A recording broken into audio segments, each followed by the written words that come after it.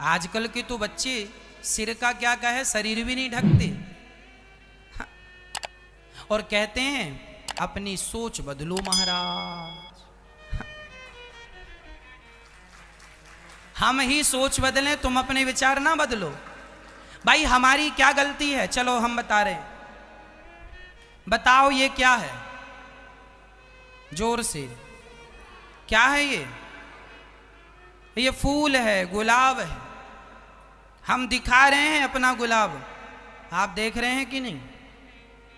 अब हम अपना गुलाब आपको दिखाएं और कहें अपनी सोच बदलो, क्यों गुलाब देख रहे हो? आजकल के हमारे देश की बेटियां फटे फटे कपड़े पहन लेती हैं, अश्लील कपड़े पहनती हैं और कहती हैं अपनी सोच बदलो। जब आप दिखा ही रहे हैं तो देखने वाले को प्रॉब्लम क्या है?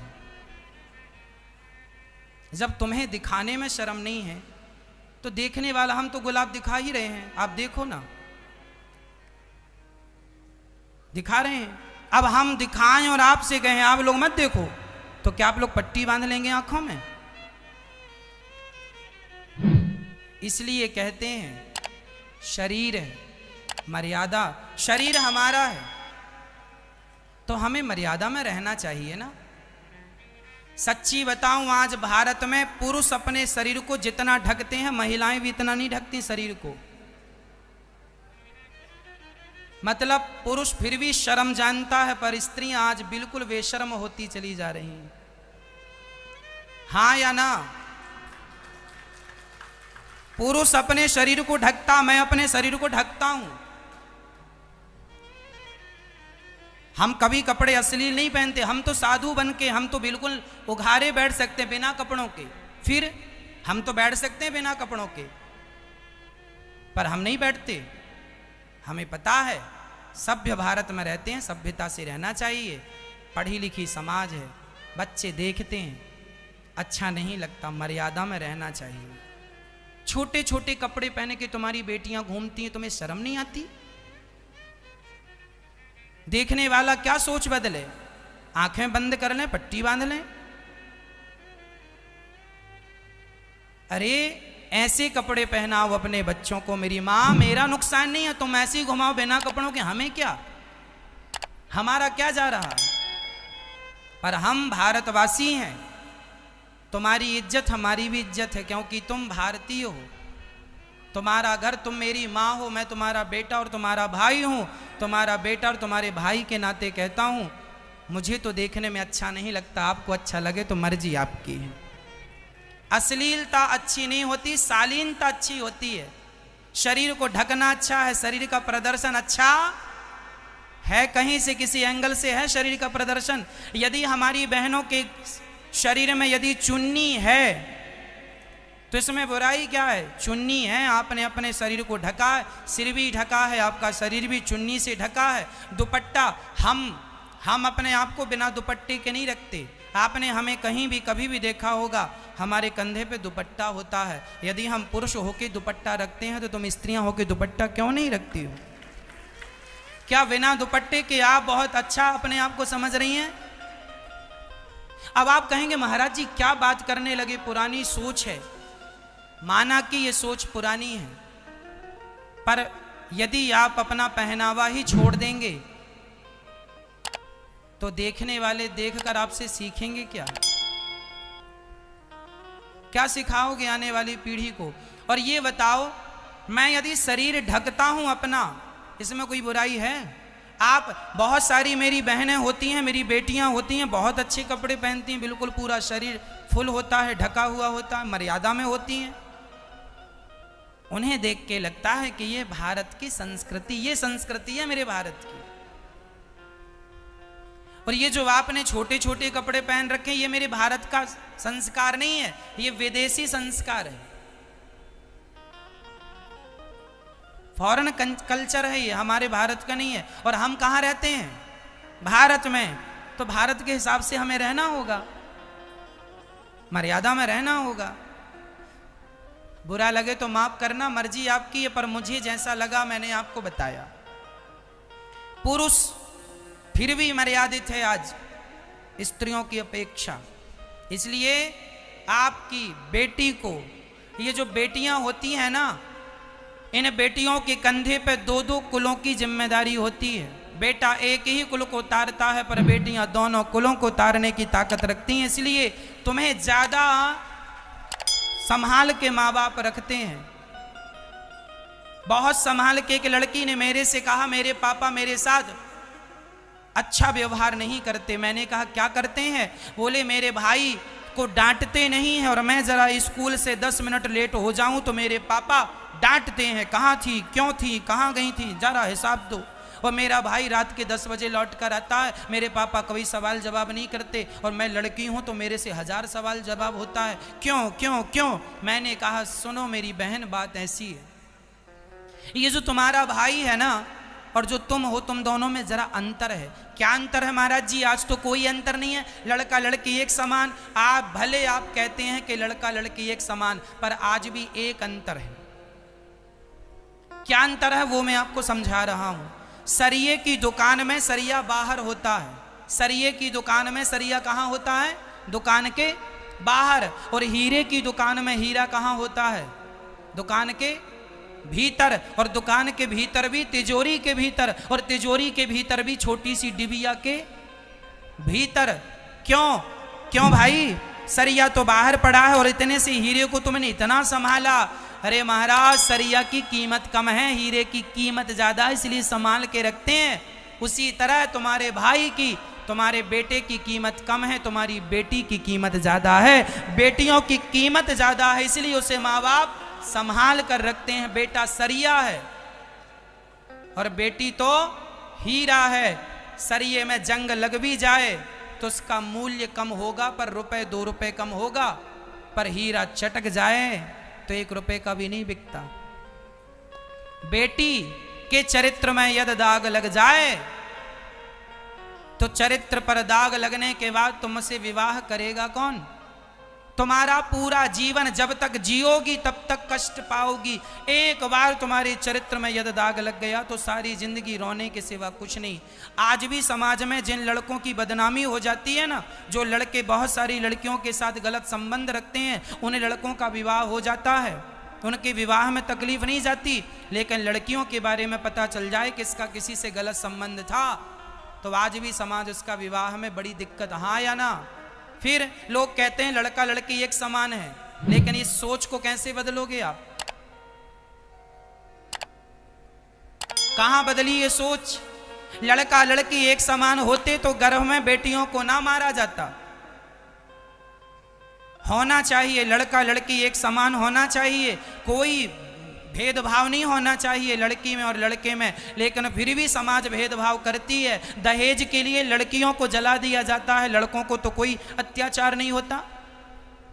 फिर इसलिए मैं बहनों से प्रार्थना करूंगा, लड़कों का कुछ नहीं बिगड़ना, बिगड़ना तुम्हारा है।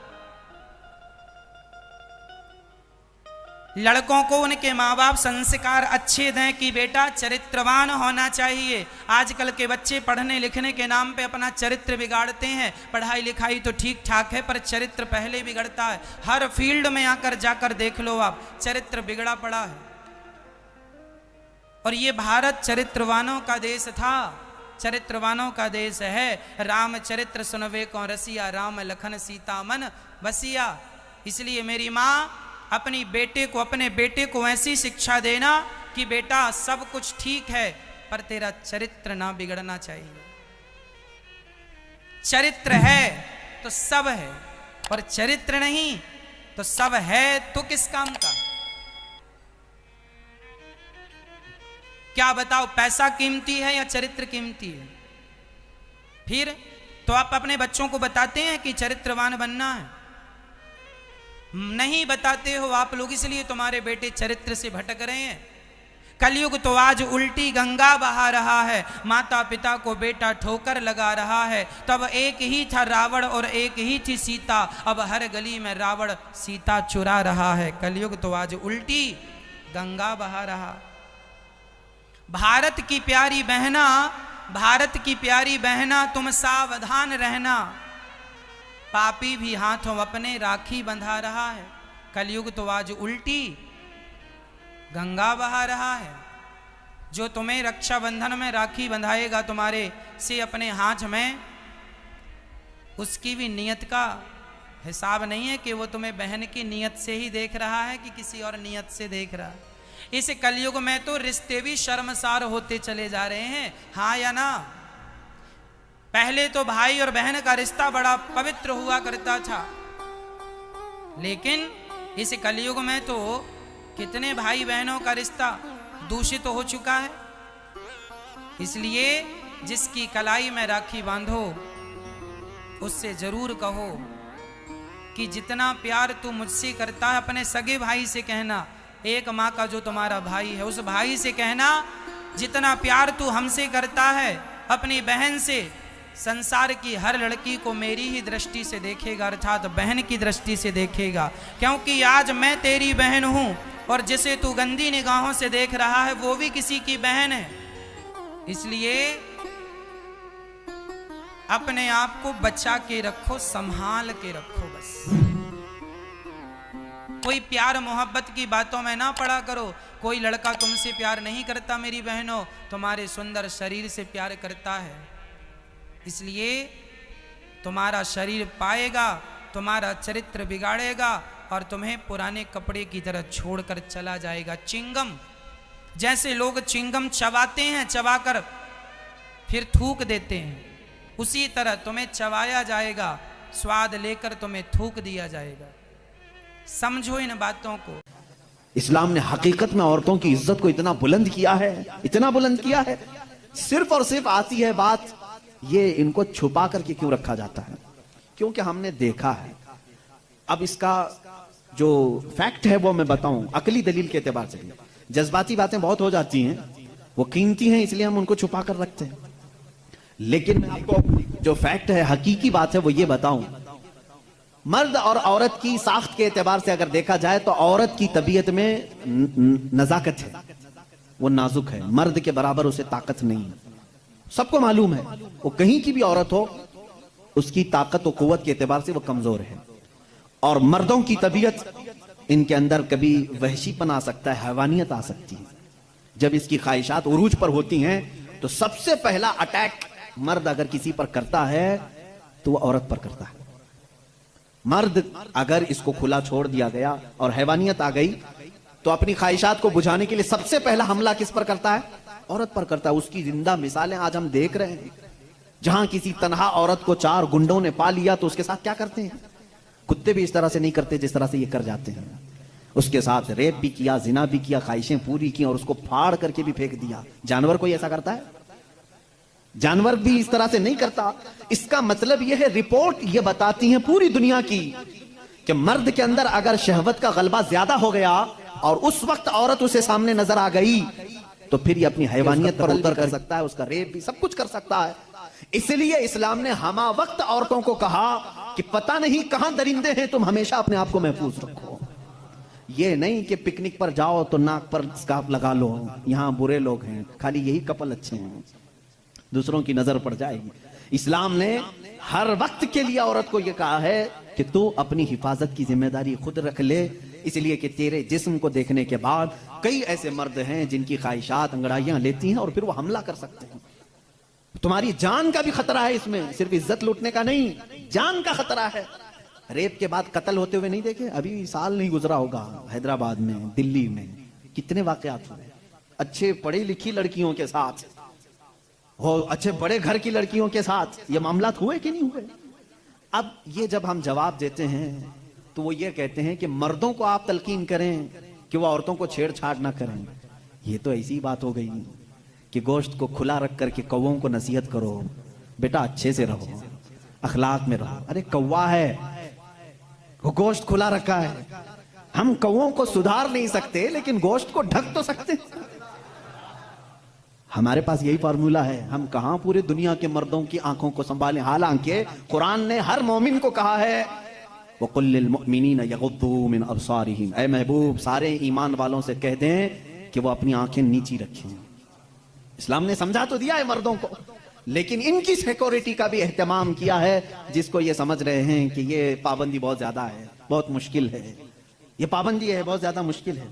जिन लोगों ने कहा था कि ये इस्लाम की जोर जबरदस्ती औरतों को इतना कैद करके रखते हैं, बेचारे आज 12-12 घंटे हॉस्पिटल में पूरा का पूरा नकाब पहने हुए हैं, पूरा का, और ऐसा नकाब पहने हुए हैं कि हवा भी आना मुश्किल हो जाती है। और हम तो बुरके बेचने वाले मशहूर थे, बुरके बेचने वाले मशहूर थे, आज पूरी मगरिबी दुनिया मशहूर हो गई। पीपी किट नाम रखा है तुमने, बुरके ही बेच रहे हो, बेच रहे हो। हम तो सिर्फ हिफाजत औरतों के जिस्मों की कर रहे थे, तुमने तो बुरका आप मर्दों को भी पहना है, सबको पहना है। अब इनसे पूछो क्यों अब सख्ती नहीं है? ये किसी के जिस्म को इतना ढांक करके रखना ये जोर जबरदस्ती नहीं है?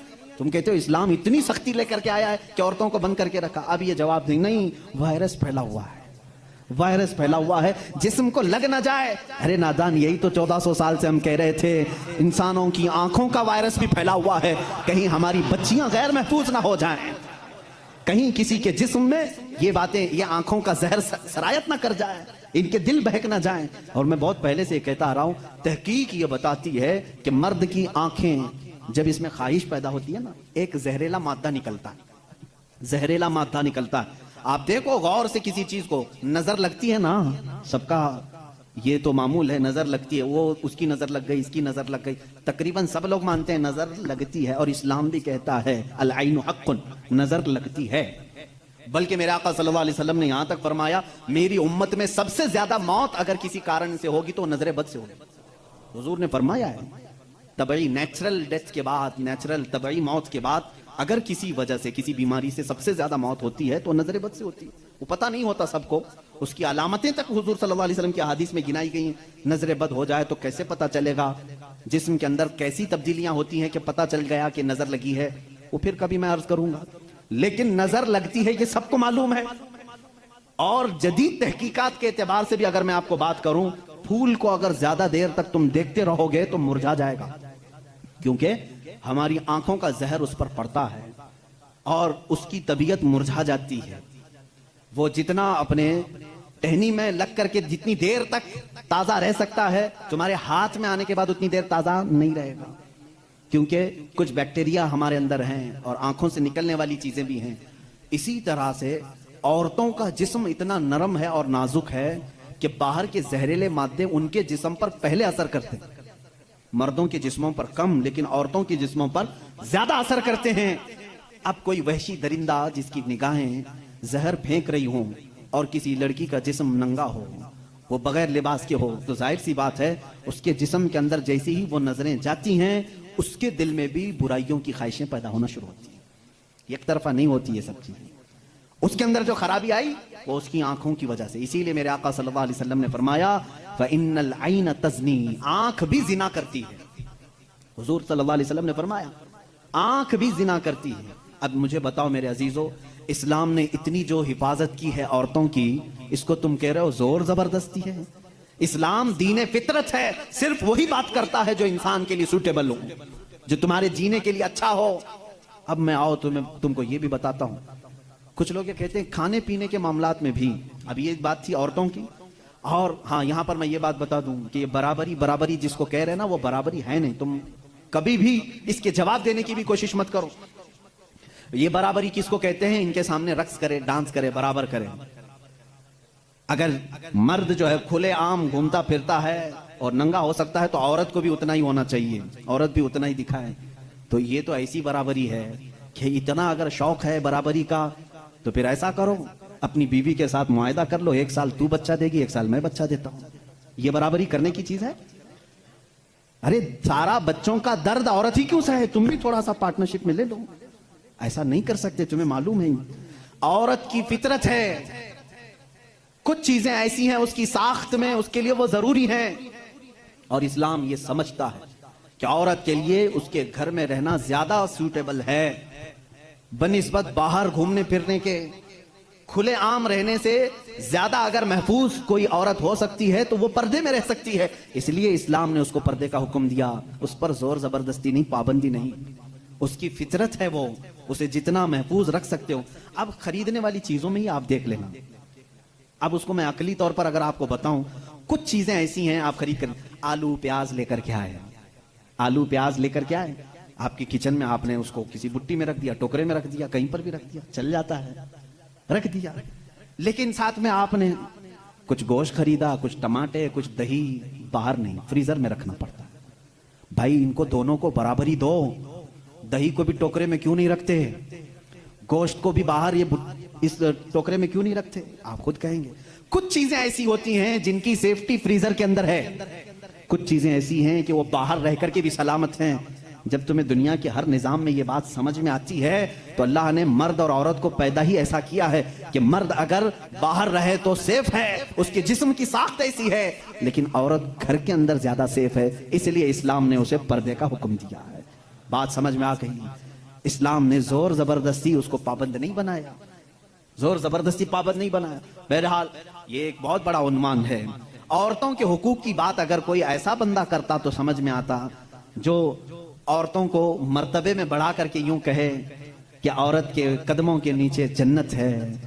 अगर कोई ऐसा शख्स कहता तो बात समझ में आती जो ये कहे कि बीवी को एक लुकमा खिलाओ तो सदक़े का सवाब है। अगर कोई ऐसा शख्स कहता जो ये कहे कि एक बेटी को पाल कर निकाह कर दो तो जन्नत वाजिब है। इनके पास ये कोई भी चीज नहीं, बल्कि ये जिस औरत की बात कर रहे हैं इनके लिए वो अपने नफ्स की ख्वाहिशात पूरी करने की एक मशीन है बस। और अगर मेरी बात सही नहीं है तो चलो मगरिबी दुनिया में मैं तुम्हें दिखा दूं कि वहां शादी किसे कहते हैं, तलाक किसे कहते हैं, बच्चों का निजाम क्या है। कसरत से पूरे यूरोप में आपको मैं बताऊं, वहां शादी का निजाम तक खत्म करके रखा गया है। जो लड़की पसंद आई उसके साथ रहते रहो, बच्चे भी हो जाएंगे। 2-2 बच्चों के बाद वो लोग फैसला करते हैं आप शादी कर लें। अब शादी करने का बराबर टाइम आ गया, हम लोगों की अंडरस्टैंडिंग हो चुकी है। ये है फैक्ट बता रहा हूं मैं आपको। कई ऐसी शादियां हैं वहां पर जो बच्चे होने के बाद करते हैं कोर्ट में जाकर के। तो तुमने औरत को बराबरी नहीं बल्कि अपनी ख्वाहिशात की एक मशीन समझा है। इस्लाम जो बराबरी देता है वो कैसी बराबरी है?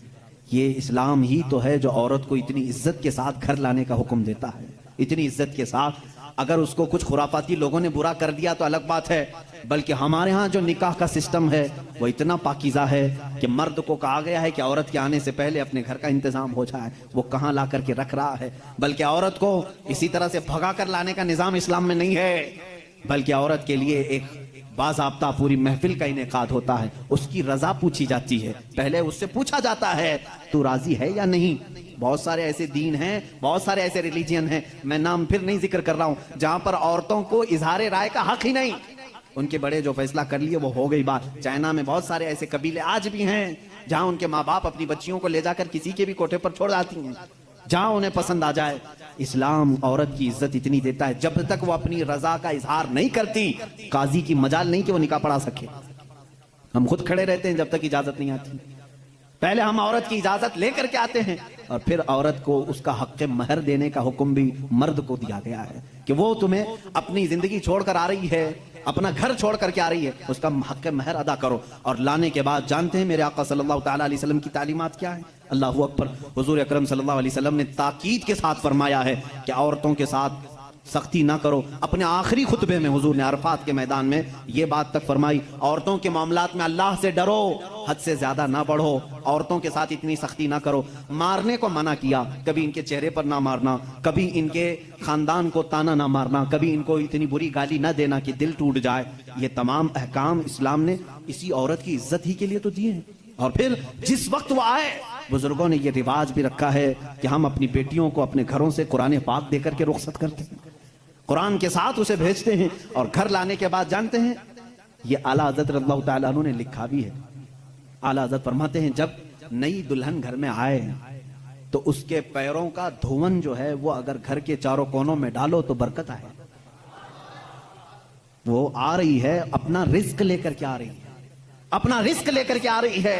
यहां तक हमारे लिए कहा गया, बल्कि दूल्हे को यह भी कहा गया, इसी ये बयान में सारी बातें नौजवानों को समझ में भी आ जाएंगी। निकाह की पहली रात उसे कहा गया कि तू अपने घर लाया है दुल्हन को तो सबसे पहले उसके ही दुपट्टे को तू मुसल्ला बना और उस पर सजदा कर। यह हुक्म है। औरत की इज्जत ना होती तो हम मुसल्ला बनाते हैं उसके दुपट्टे को। पहली रात कहा गया है। यह और बात है कि मालूमात नहीं है नौजवानों को कि शादी के बाद पहली रात, ये भी सीखने की जरूरत है। उलमा से तमाम चीजें पूछ लेना चाहिए जिसकी शादी हो रही है। दुल्हन आ रही है तो हम उसकी इज्जत ही के लिए तो ये तमाम काम कर रहे हैं। और उसके बाद हुक्म ये दिया गया कि सबसे पहले उसके साथ बातचीत की शुरुआत करने से पहले उसकी पेशानी पर हाथ रखकर अल्लाह की बारगाह में ये कहो, ऐ अल्लाह, इसके अंदर जितनी तूने अच्छाइयां रखी हैं वो सब अच्छाइयां मुझे अता कर दे, और जितनी इसके अंदर बुराइयां हैं उन तमाम बुराइयों से मुझे तू बचा दे। यहां से तू शुरुआत कर।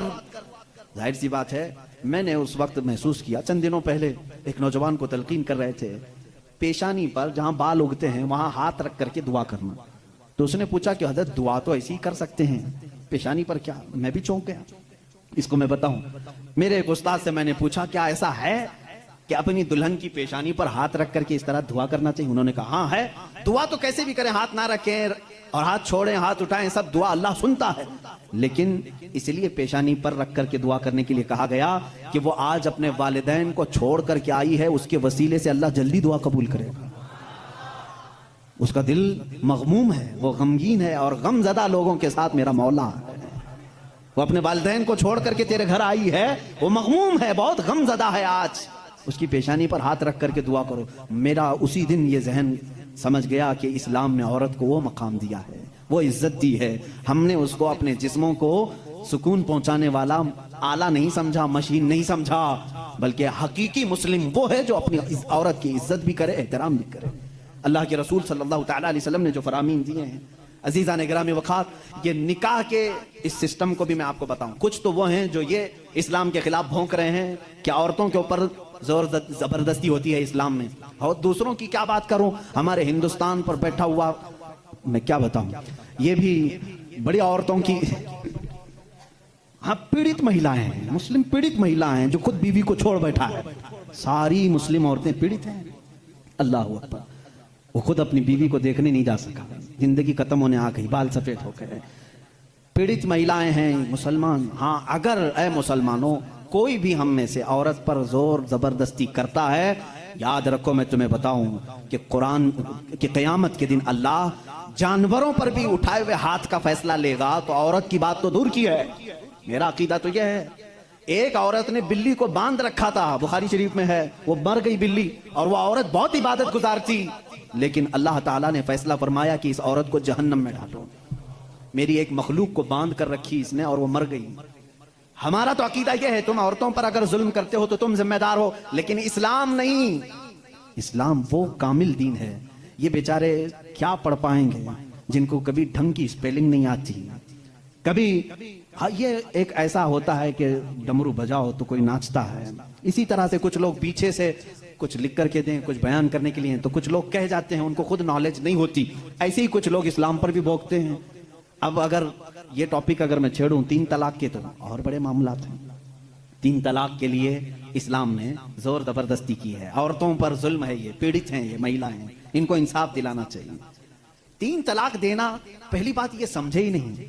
आप तो समझते हैं ना, इस्लाम में फजर की नमाज फर्ज है, जोहर की नमाज फर्ज है ना, असर मगरिब इशा फर्ज है, तलाक देना फर्ज है, फर्ज है। तो इतना क्यों नहीं समझ रहे? कौन कहता है कि हर मुसलमान 3 तलाक देना फर्ज समझता है?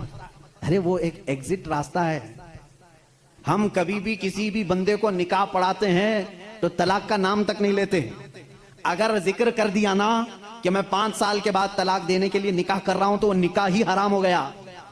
बल्कि मैं कहता हूं, अगर तुमने निकाह में ये कह दिया 80 साल के बाद मैं छोड़ दूंगा, या 80 साल का ये कॉन्ट्रैक्ट है मेरा, तो निकाह नहीं है वो निकाह नहीं, उसको मुता कहते हैं। हम निकाह में कभी वक्त मुतय्यन नहीं कर सकते, बल्कि हम तो लाइफ टाइम के लिए निकाह कर रहे होते हैं, लाइफ टाइम के लिए। लेकिन इंसानी जिंदगी में कई मामलात ऐसे आते हैं कि मिजाज नहीं जम सकता। जरूरी नहीं है कि हर आदमी का मिजाज दूसरे से जम जाए। कभी ऐसा हो गया तो उसके लिए ऑप्शन रखना चाहिए कि नहीं रखना चाहिए? उसके लिए ऑप्शन रखना चाहिए कि नहीं रखना चाहिए? अरे मियां, तुम किसी को गाड़ी में बिठा करके भेज रहे हो और उससे ये कहो कि चलना ही है, अगर वो पूछ ले गाड़ी के पहिए दोनों पंचर हो गए तो क्या करूं, कहा फिर भी चलना ही है, ये जुल्म है, ये ज्यादती है। उससे ये कहना चाहिए कि अगर गाड़ी के पहिए पंचर हो गए, टायर पंचर हो गए, तो करीब में गैरेज है, खोल करके बदलवा लो। माकूल बात है कि नहीं? अगर बीच रास्ते में नहीं, तुम पाबंदी लगा दे, नहीं टायर नहीं बदलना, पंचर हुई उसी से चलना, ये ज्यादती है कि नहीं? अब मैं आपको बताता हूं, 2 टायर लेकर के चले थे शादी के बाद, 2 टायर हैं, और दोनों चल रहे हैं तो ठीक है, एक भी पंचर हुआ तो क्या करो? ये कहते नहीं, पंचर टायर के साथ ही चलो। अरे भाई, कहीं और गाड़ी गड्ढे में गिर जाएगी। हुक्म ये होना चाहिए कि अगर पंचर हो गया तो टायर चेंज कर सकते हो, तुम्हारे लिए ऑप्शन होना चाहिए। बस इस्लाम का तकाजा सिर्फ इतना ही है कि अगर किसी की जिंदगी में अनबन हो गई, नहीं बन पाई, तो उसके लिए एक ऑप्शन है कि औरत को, वो भी एक साथ 3 तलाक नहीं, उसको हराम करार दिया गया है। शरीयत में एक वक्त में 3 तलाक दे देना हराम है। मैं इसका बबांगे दोहल आज ऐलान करता हूं, अगर कोई एक ही साथ अपनी औरत को तलाक तलाक तलाक इस तरह 3 बार कह देता है तो उसने हराम काम किया, गुनाह किया, नाजायज काम किया है। अगर छोड़ना भी है तो उसको इस्लाम ने तरीका बताया है। एक बार पहले बोलो, 1 महीने का टाइम दो, 1 महीने में भी फिर नहीं बनी तो दूसरी मर्तबा फिर एक बोलो और 1 महीना छोड़ दो। 2 महीने का टाइम गुजर गया, अब फिर भी नहीं बन पा रही, तब फिर सबको बिठा करके कह दो हमने 2 मर्तबा देख लिया, अब हमारी जिंदगी आगे चल नहीं पाती, तीसरी मर्तबा हम इसको खत्म करते हैं। ये तलाक का सही तरीका है। क्या इसमें इस्लाम ने जुल्म किया? इस्लाम ने इसमें जुल्म किया? इसको ये ढिंडोरा पीट पीट करके लोगों को ऐसा बना करके रखें। बेचारे कुछ लोग अनपढ़ इनकी बातों में आ भी जाते हैं। अरे हमारा हिंदुस्तान तो ऐसा है कि बाहर कोई भी डमरू बजाए उसके इर्द गिर्द तो लोग खड़े हो ही जाते हैं। कोई भी गली कूचे में भी आकर के ढोल बजाता है तो कितना मजमा जमा होता है। पार्लियामेंट में बैठ करके अगर बजाए तो क्यों नहीं सुनेंगे लोग? सुनेंगे लोग। हमारी पब्लिक है, बहुत मैच्योर पब्लिक है। अजीजान गिरामी, यहां पर मैं आपको इस्लाम की वो खुसूसियात अर्ज कर रहा हूं जिसमें इस्लाम ने कहीं पर अपने पैरोकारों पर जुल्म नहीं किया, बल्कि इसका हर हुक्म फितरत के ऐन मुताबिक है। अब कुछ लोग वो हैं जो सन्यास लेने को कहते हैं, नहीं, औरत को छूना भी नहीं चाहिए, पूरी जिंदगी भर ऐसे ही रहना चाहिए, उसके भी हम खिलाफ हैं। नहीं, इस्लाम इस चीज का खिलाफ है कि तुम उसके अंदर की चाहत और उसके अंदर के सुकून लेने के जरिए को बंद कर रहे हो। इस्लाम ने कहीं पर ऐसे अहकाम नहीं दिए। अजीज़ान गिरामी वक़ार, बहुत सारी खुसूसियात इस्लाम की हैं। अब मैं आपको बताऊं, जिस दीन पर आप कायम हैं, इसने अगर आपको कुछ चीजों से रोका है